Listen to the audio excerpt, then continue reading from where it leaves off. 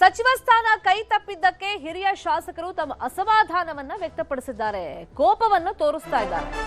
ಕೆಲವರಂತೂ ರಾಜೀನಾಮೆಗೆ ಮುಂದಾಗಿದ್ದಾರೆ. ಇನ್ನು ಅವರ ಬೆಂಬಲಿಗರ ಪ್ರತಿಭಟನೆ ರ್ಯಾಲಿ ಎಲ್ಲ ಮುಂದುವರೆದಿದೆ. ಕೆಪಿಸಿಸಿ ಕಚೇರಿಗೆ ಮುತ್ತಿಗೆಗೆ ಇವತ್ತು ಕರೆಯನ್ನ ನೀಡಲಾಗಿದೆ. ವಿಜಯನಗರ ಶಾಸಕ ಎಂ ಕೃಷ್ಣಪ್ಪ ಬೆಂಬಲಿಗರು ರ್ಯಾಲಿಯನ್ನ ಹಮ್ಮಿಕೊಂಡಿದ್ದಾರೆ. 9 ಗಂಟೆ ನಂತರ ಇವತ್ತು ಕೆಪಿಸಿಸಿ ಕಚೇರಿಗೆ ಕೃಷ್ಣಪ್ಪ ಬೆಂಬಲಿಗರು ಮುತ್ತಿಗೆ ಹಾಕುವಂತ ರ್ಯಾಲಿಯನ್ನ ಹಮ್ಮಿಕೊಂಡಿದ್ದಾರೆ. ರಾಜೀನಾಮೆಗೆ ಮುಂದಾಗಿದ್ದಾರೆ. ಬೇಳೂರು ಗೋಪಾಲಕೃಷ್ಣ 10:30 ನಂತರ ಅವರು ರಾಜೀನಾಮೆ ಕೊಡಬಹುದು ಅಂತ ಹೇಳಿ ನಿರೀಕ್ಷೆಗಳಿದೆ. ಇನ್ನು ಸುಬ್ಬಾರೆಡ್ಡಿ, ಬಾದರ್ಲಿ, ಲಕ್ಷ್ಮೀ ಹೆಬ್ಬಾಳ್ಕರ್ ಬೆಂಬಲಿಗರು ಕೂಡ ಹೋರಾಟದ ಹಾದಿಯನ್ನ ಹಿಡಿದಿದ್ದಾರೆ. ಇನ್ನು ಶಾಸಕ ಅಶೋಕ್ ಪಟ್ಟಣ್ ಬೆಂಬಲಿಗರು ಕೂಡ ಬೃಹತ್ ಮಟ್ಟದಲ್ಲಿ ಪ್ರತಿಭಟನೆಯನ್ನ ನಡೆಸ್ತಾ ಇದ್ದಾರೆ. ಆ ಪ್ರತಿಭಟನೆ ಇವತ್ತು ಕೂಡ ಮುಂದುವರಿಯುತ್ತೆ. ಇನ್ನು ಮಾಜಿ ಸಚಿವ ಆರ್.ವಿ. ತಿಮ್ಮಾಪುರ್ ಬೆಂಬಲಿಗರು ಕೂಡ ಪ್ರತಿಭಟನೆಯನ್ನ ಮಾಡ್ತಾ ಇದ್ದಾರೆ. ಅಂದ್ರೆ ಮಂತ್ರಿ ಸ್ಥಾನ ಸಿಗದೆ ಸಿಟ್ಟಾಗಿದಾರಲ್ಲ ಅಂತವರು ಈಗ ರಾಜೀನಾಮೆಗೆ ಮುಂದಾಗಿದ್ದಾರೆ. ಕೆಲವರು ನಿರೀಕ್ಷೆಯನ್ನ ಇಟ್ಕೊಂಡಿದ್ರು, ಬೆಂಬಲಿಗರು ಕಾಯ್ತಾ ಇದ್ರು. ದೆಹಲಿ ತನಕ ಹೋಗಿ ಲಾಭಿ ಎಲ್ಲ ಮಾಡಿ ಬಂದಿದ್ರು. ಆಲ್ಮೋಸ್ಟ್ ಪಟ್ಟಿಯಲ್ಲಿ ತಮ್ಮ ಹೆಸರು ಬರುತ್ತೆ ಅಂತ ಹೇಳಿ ಉತ್ಸುಕತೆಯಿಂದ ಕಾಯ್ತಾ ಇದ್ರು. ಅಂತವರಿಗೆ ಯಾವಾಗ ಆ ಪಟ್ಟಿಯಲ್ಲಿ ಹೆಸರು ಇಲ್ಲ ಅನ್ನೋದು ಗೊತ್ತಾಯ್ತು, ನಿರಾಸೆ ಆಯ್ತು. ಬೆಂಬಲಿಗರು ಕೆಲವು ಕಡೆ ಆತ್ಮಹತ್ಯೆಗೆ ಪ್ರಯತ್ನ ಪಟ್ಟಿದ್ದಾರೆ, ಇನ್ನು ಕೆಲವು ಕಡೆ ಹೋರಾಟವನ್ನ ಮುಂದುವರೆಸಿದ್ದಾರೆ. ಇವತ್ತು ಕೆಪಿಸಿಸಿ ಕಚೇರಿಗೆ ಮುತ್ತಿಗೆಗೂ ಕೂಡ ಕರೆಯನ್ನ ಕೊಟ್ಟಿದ್ದಾರೆ. ಇನ್ನು ಕೆಲವರು 10:30 ನಂತರ ರಾಜೀನಾಮೆ ಕೊಡೋದಕ್ಕೂ ಕೂಡ ತೀರ್ಮಾನಗಳನ್ನು ಕೈಗೊಂಡಿದ್ದಾರೆ ಅಂತ ಹೇಳಿ ಮಾಹಿತಿ ಇದೆ. ಒಟ್ಟಲ್ಲಿ ಹಿರಿಯರ ಕೋಪವನ್ನ ಡಿ.ಕೆ. ಶಿವಕುಮಾರ್ ಅವರು ಹೆಂಗ್ ಶಮನ ಮಾಡ್ತಾರೆ, ಇವ್ರನ್ನೆಲ್ಲ ಹೆಂಗ್ ಬ್ಯಾಲೆನ್ಸ್ ಮಾಡಿ ಸರ್ಕಾರವನ್ನ ಮುನ್ನಡೆಸ್ಕೊಂಡು ಹೋಗ್ತಾರೆ ಅನ್ನುವಂಥದ್ದು ಸಾಕಷ್ಟು ಕುತೂಹಲಕ್ಕೆ ಕಾರಣವಾಗಿದೆ. ಸಂಪುಟದಲ್ಲಿ ಒಂದಿಷ್ಟು ಮೇಜರ್ ಬದಲಾವಣೆ ಅಂತಂದ್ರೆ ಹೊಸ ಮುಖಗಳಿಗೆ ಆದ್ಯತೆ ಕೊಟ್ಟಿದ್ದಾರೆ. ಈಗ ಹಿರಿಯರ ತುರ್ತಿಗೆ ಕಾರಣ ಆಗಿದೆ.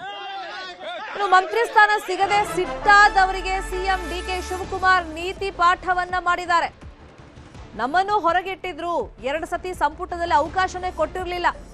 ಅವಾಗ ನಾವು ತಾಳ್ಮೆಯಿಂದ ಇದ್ವಲ್ಲ, ಮುಂದೊಂದಿನ ಒಂದು ಸ್ಥಾನಮಾನ ಸಿಕ್ಕೇ ಸಿಗುತ್ತೆ ಅಂತ ಹೇಳಿ ಅಸಮಾಧಾನಗೊಂಡವರನ್ನ ಸಮಾಧಾನ ಮಾಡ್ತಾ ಇದ್ದಾರೆ ಡಿ.ಕೆ. ಶಿವಕುಮಾರ್ ಅವರು. ಈಗ ಎಲ್ರಿಗೂ ಗೆದ್ದವ್ರು ಎಲ್ರಿಗೂ ಮಂತ್ರಿಗಳನ್ನಾಗಿ ಮಾಡಕ್ಕಾಗಲ್ಲ, ಸಚಿವ ಸ್ಥಾನ ಕೊಡಕ್ಕಾಗಲ್ಲ. ಹಂಗಾಗಿ ಈ ಸತಿ ಹೈಕಮಾಂಡ್ ನಿರ್ಧಾರ, ನಮಗೂ ಈ ಹಿಂದೆ ಕ್ಯಾಬಿನೆಟ್ ನಲ್ಲಿ ಚಾನ್ಸ್ ಮಿಸ್ ಆಗಿತ್ತು, ಅದಕ್ಕೆ ತಾಳ್ಮೆ ಇರಬೇಕು ಅಂತ ಹೇಳಿ ತಾಳ್ಮೆಯ ಪಾಠ ಮಾಡಿದ್ದಾರೆ. ಕೆಲವು ಸಂದರ್ಭದಲ್ಲಿ ನಮ್ಮನ್ನ ಇಟ್ಕೊಂಡಿದ್ದಾರೆ, ಕೆಲವು ಸಂದರ್ಭದಲ್ಲಿ ಬಿಟ್ಟಿದ್ದಾರೆ. ಅದು ನಡ್ಕೊಂಡು ಬಂದು ಇಲ್ಲಿವರೆಗೂ ನಾವಿಬ್ರು ಈ ಸ್ಥಾನದಲ್ಲಿ ಕೂತಿದ್ದೇವೆ.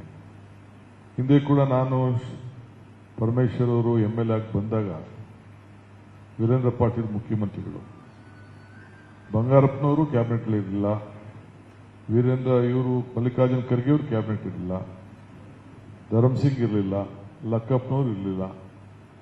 ಇಂಥವೆಲ್ಲ ಬೇಕಾದಷ್ಟು ಜನ ಸೀನಿಯರ್ಸ್ ಎಲ್ಲ ಕೂಡ ಇರಲಿಲ್ಲ.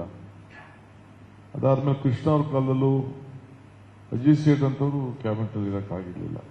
ಅವ್ರು ಬಹಳ ಆತ್ಮೀಯರಿದ್ರು ಕೂಡ ಆಗಕ್ಕಾಗಿರ್ಲಿಲ್ಲ. ಆಗ ಕೂಡ ನೋಡಿದ್ದೇವೆ. ಅದಾದ್ಮೇಲೆ ಧರ್ಮಸಿಂಗ್ ಕಾಲದಲ್ಲಿ ನನ್ನ ಪರಮೇಶ್ವರನೇ ದೂರ ಇಟ್ಟಿದ್ರು ಕಾರಣಾಂತರದಿಂದ. ಸಿದ್ದರಾಮಯ್ಯವ್ರ ಕಾಲದಲ್ಲೂ ನಾವಿಬ್ರು ಇವರು ಅಧ್ಯಕ್ಷರಾಗಿ ಅಧಿಕಾರ ಬಂದರು. ಇವರು 3 ವರ್ಷ ಆದ್ಮೇಲೆ ಒಳಗಡೆ ಬರಬೇಕಾದ ಪರಿಸ್ಥಿತಿ ಬಂತು.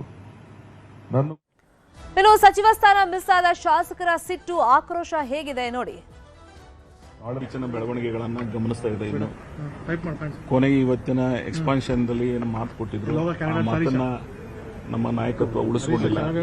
ಸೊ ಅದಕ್ಕಾಗಿ ನನ್ನ ಅನಿವಾರ್ಯವಾಗಿ ಬೇರೆ ಮಾರ್ಗ ಇಲ್ಲ ನನಗೆ, ಅದಕ್ಕೆ ನಾನು ರಿಸೈನ್ ಮಾಡ್ತಾ ಇದ್ದೀನಿ. ಅದಕ್ಕಾಗಿ ಸ್ಪೀಕರ್ ಅವರು ಬಂದು ಸಬ್ಮಿಟ್ ಮಾಡಿದ್ದಾರೆ. ನಾವು ಹೊಸಬ್ರು ಹೆಂಗಾದ್ರೆ, ನಾನು 7 ಸಾರಿ ಗೆದ್ದು ನಾನು ಮಂತ್ರಿನೇ ಮಾಡಿಲ್ಲಲ್ಲ, ಮತ್ತು ನಮ್ಮನ್ನು ಸೇರಿಸ್ಕೋಬೇಕಾಗಿತ್ತಲ್ಲ ಅದರಲ್ಲಿ ಅಲ್ವಾ.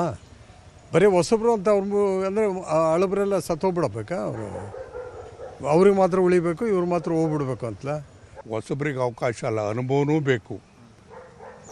ವಿಧಾನಸಭೆಯನ್ನು ಸಮರ್ಥವಾಗಿ ನಡೆಸತಕ್ಕಂಥ ರೀತಿಯಲ್ಲೂ ಆಗಬೇಕು, ಸರ್ಕಾರವನ್ನು ನಿಭಾಯಿಸ್ತಕ್ಕಂಥದ್ದು ಆಗ್ಬೋದು.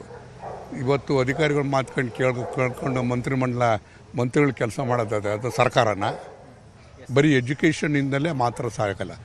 ಈಗ ಇವತ್ತಿನ ಕ್ರೈಸಿಸನ್ನು ಎದುರಿಸಬೇಕಾದಾಗ experience is also important. Congress ಪಕ್ಷದಲ್ಲಿ ಬಾಯಲ್ಲಿ ಹೇಳ್ತಾರೆ ಕಾರ್ಯಕರ್ತರಿಗೆ ಮತ್ತು ಮುಖಂಡರುಗಳಿಗೆ ಸ್ಥಾನಮಾನ ಕೊಡಬೇಕು, ಬೇರೆ ಪಕ್ಷದಿಂದ ಬಂದವರಿಗೆ ಸ್ಥಾನಮಾನ ಕೊಡಬಾರ್ದು, ನಮ್ಮ ಪಕ್ಷದಲ್ಲಿ ಹಿರಿಯರಿಗೆ ಗುರುತಿಸಬೇಕು ಅಂತ ಹೇಳ್ತಾರೆ.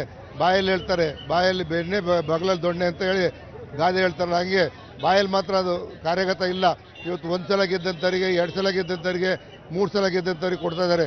ನಾವು 4 ಸಲ ಗೆದ್ದಿದ್ದೀನಿ, ಕಾಂಗ್ರೆಸ್ನಲ್ಲಿ ನಿಷ್ಠೆಯಿಂದ ಇದ್ದೀನಿ. ಎಂತಿಂತ ಆಫರ್ ಬಂತು, 50 ಕೋಟಿ ದುಡ್ಡು ಮಂತ್ರಿ ಕೊಡ್ತೀನಿ ಅಂತ ಹೇಳಿದ್ರು, ಆಗಲೂ ಕೂಡ ನಾನು ಹೋಗಲಿಲ್ಲ. ಪಕ್ಷದ ನಿಷ್ಠೆಗೆ ಪ್ರಾಮಾಣಿಕವಾಗಿದ್ದೆ. ಇದನ್ನು ಅವರು ದುರುಪಯೋಗ ಪಡ್ಕೊಂಡಿದ್ದಾರೆ.